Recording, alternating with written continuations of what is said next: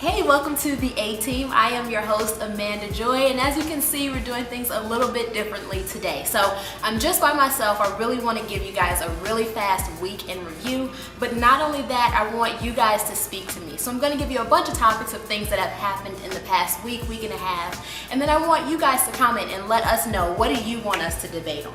So let's get started. So in the past week and a half, a lot of things have happened that I just want to quickly fill you in on. We all know what has or has not happened to Bin Laden and his body, but the thing is, his mistress has now come out and she's writing some information about what it was like to be the mistress of Osama Bin Laden. You might want to check that out. Also, there's been some news about Sugar Ray Leonard. Apparently he was molested when he was younger and he's telling all about that. And speaking of coming out, I don't know if you've heard, but if you haven't been hiding under a rock, Arnold Schwarzenegger and his love child. Apparently he had been messing around with one of his maids and it wasn't anything new. They did have a love child, it has been confirmed, and the child is not a small child at all. The child looks to be about 8 years old, so it's not anything new. My question for the A-Team and you guys out there is, why is it that Maria is going public about this, and why is there a split now? She's saying that she does want to divorce Arnold. I want to know, is infidelity a big issue in the mainstream public? Also, why does she want to divorce now? Obviously, the child isn't anything new. She's known about it for a long time.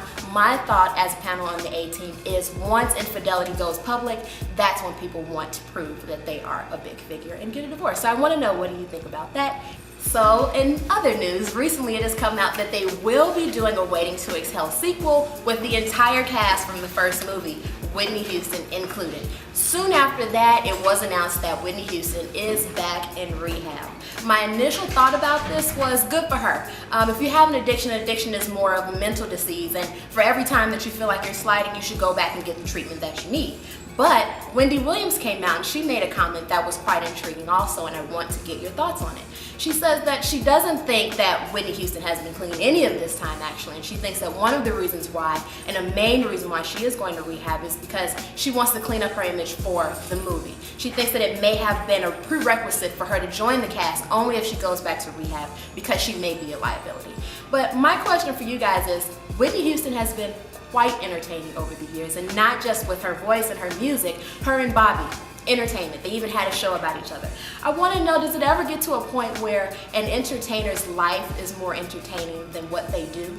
Another thing, so much has happened this week in entertainment news. If you haven't heard by now, it's Common is gone, but Common was invited to do some poetry at the White House by the First Lady, Obama.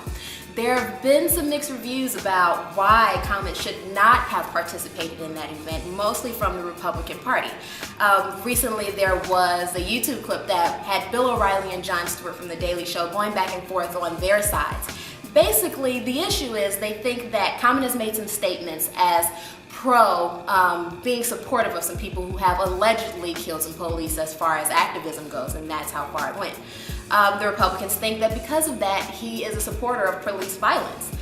Jon Stewart, on the other hand, came back and he said, well, if that's the case and Common should be banned because of that, there are quite a few other Caucasian entertainers who have done the exact same thing.